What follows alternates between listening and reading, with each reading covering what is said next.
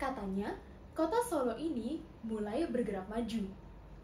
Katanya, cara membuat kota ini maju harus modern. Semua serba maju, semua serba modern. Katanya, kalau kita ingin menjadi kota yang maju, kita harus bisa beradaptasi. Yang menjadi pertanyaannya adalah, apa makna modernisasi bagi kota Solo? Apakah modernisasi mengubah budaya yang ada di kota Solo? Assalamualaikum warahmatullahi wabarakatuh. Sebelumnya perkenalkan, nama saya Mustika Ayu Hapsari dari kelas B. Sebagai mahasiswa yang senang berkunjung ke kota Solo, saya punya banyak sekali kenangan dengan kota Solo. Sejak pertama kali datang ke kota Solo pada tahun 2019, saya selalu tertarik dengan nuansa khasnya. Suasana khasnya yang juga syahdu sangat menarik perhatian saya. Belum lama ini juga, saya berkesempatan untuk kembali mengunjungi kota Solo dengan beberapa teman saya. Saat itu, saya bertemu dengan salah satu pebecak kayu yang bernama Pak Tarto. Pak Tarto berusia 65 tahun dan sudah 17 tahun lamanya menjadi pengemudi becak kayu. Pak Tarto sempat bercerita kepada saya bahwa dulu saat masa kejayaannya, beliau bisa mendapatkan pelanggan 4 sampai dengan 8 orang per hari. Namun sekarang, beliau terkadang harus menunggu 2 sampai 3 hari lamanya untuk hanya mendapatkan 1 orang pelanggan. Dulu, becak kayu masih menjadi salah satu moda transportasi yang sering saya lihat, bahkan saya gunakan saat ingin menyusuri gang-gang kecil atau jalan-jalan santai di sekitaran pasar tradisional seperti Pasar Gede yang sangat terkenal di kota Solo. Namun, di era digitalisasi ini, keberadaan becak kayu mulai terancam dengan hadirnya ojek online. Pada tahun 2020, menurut Forum Komunikasi Keluarga Becak Kota Surakarta, hanya tersisa 800 becak kayu saja yang ada di kota Solo. Namun, mirisnya lagi, pada tahun 2023, angkanya terus menurun hingga hanya tersisa 300 becak kayu saja yang ada di kota Solo. Bagi saya pribadi, sebagai pengunjung yang mencintai budaya lokal, becak merupakan salah satu simbol kehidupan khas yang ada di kota Solo. Dari cerita warga yang saya dengar pun, becak sudah menjadi bagian dari kehidupan mereka sejak kecil. Mulai dari mereka mau berangkat TK, SD, sampai dengan SMP pun mereka terkadang masih menggunakan becak kayu sebagai moda transportasinya. Saya juga percaya bahwa banyak dari kita yang juga pernah menggunakan becak kayu saat sedang berwisata ke kota Solo. Namun, saat ini eksistensi dari becak kayu sudah mulai hilang. Pertanyaannya adalah, mengapa hal ini bisa terjadi? Saya percaya bahwa 100% teman-teman penonton sekalian pasti pernah menggunakan moda transportasi yang namanya ojek online. Karena saya pun sebagai mahasiswa juga sering menggunakan moda transportasi ojek online. Lalu, apa hubungannya dengan becak kayu yang sekarang sedang kita bahas? Becak kayu tergantikan karena 2 masalah inti yang saya temukan. Yang pertama, ojek online menjadi saingan dari becak kayu. Sebanyak 18.000 driver Gojek pada tahun 2017 memenuhi jalanan dan menggeser keberadaan becak kayu. Kenapa bisa seperti itu? Karena dengan menggunakan ojek online, mulai dari jarak tempuh, jumlah anggota yang bisa diangkut, dan juga harga jauh lebih murah dibandingkan becak kayu. Sehingga saya pun sebagai pengguna lebih sering memilih dan juga lebih tertarik untuk menggunakan moda transportasi ojek online yang lebih praktis. Alasan yang kedua adalah karena kurangnya pengayuh becak. Akibat tidak adanya generasi muda yang mau mewarisi profesi pebecak kayu. Pengayuh becak sekarang kebanyakan adalah kaum lansia yang secara fisik pastinya sudah tidak sekuat dulu. Sehingga jarak tempuh dan tenaga mereka pastinya juga sangat-sangat terbatas.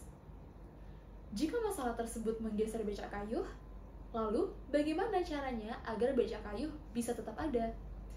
Jawabannya adalah becak date night. Mungkin beberapa dari teman-teman penonton pasti masih sangat-sangat asing ya dengan nama yang becak date night ini. Biarkan saya jelaskan. Becak date night merupakan transformasi becak kayu konvensional yang dialihfungsikan menjadi transportasi untuk dinner romantis melalui rute beberapa titik ikonik yang ada di kota Solo.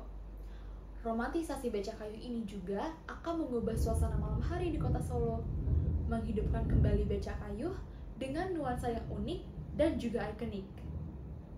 Target audiensnya adalah pasangan muda, content creator, dan juga Gen Z yang mengalami FOMO atau Fear of Missing Out.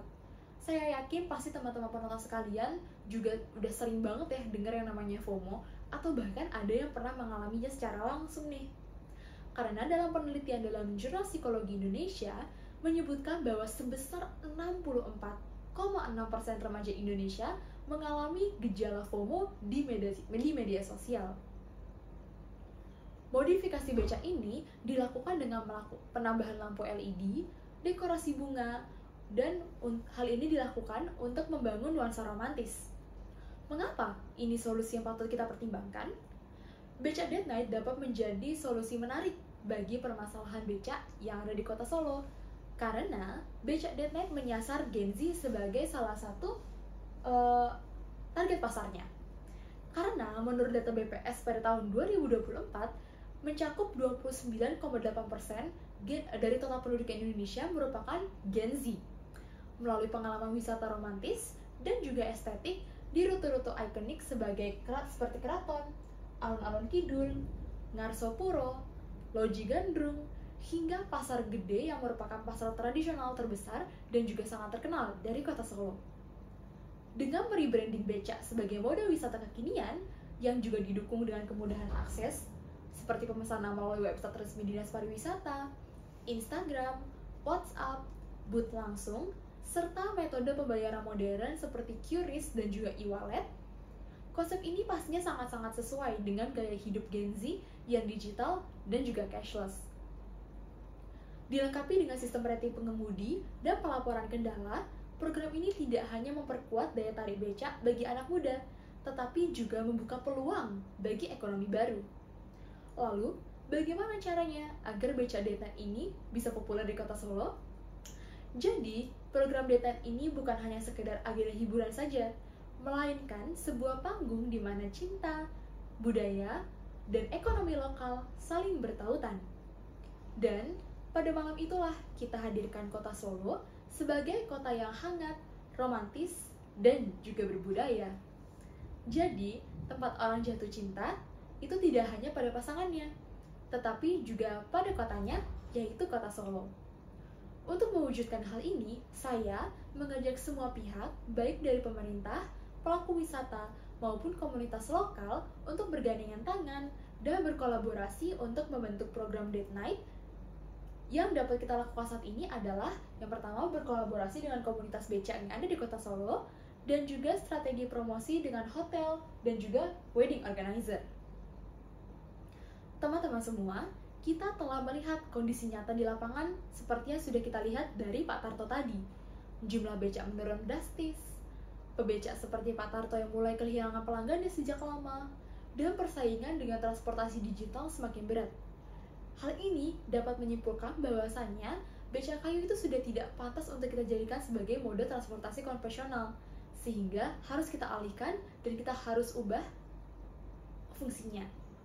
Namun, kita juga telah melihat harapan bahwa dengan pendekatan baru seperti becak Date Night, revitalisasi fungsi wisata, serta kolaborasi multi pihak dapat membuat becak kayu hidup kembali. Bukan sebagai simbol keterbelakangan ya teman-teman, tetapi sebagai wajah baru dari kota Solo yang berbudaya dan juga manusiawi.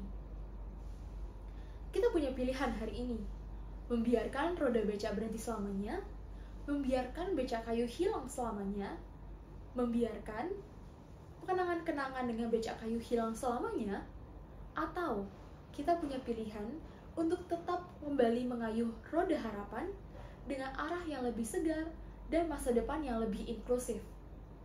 Marilah kita bersama-sama mengambil keputusan untuk melestarikan becak kayu demi keberlangsungan hidup seseorang seperti Pak Tarto dan juga pelestarian budaya di kota Solo.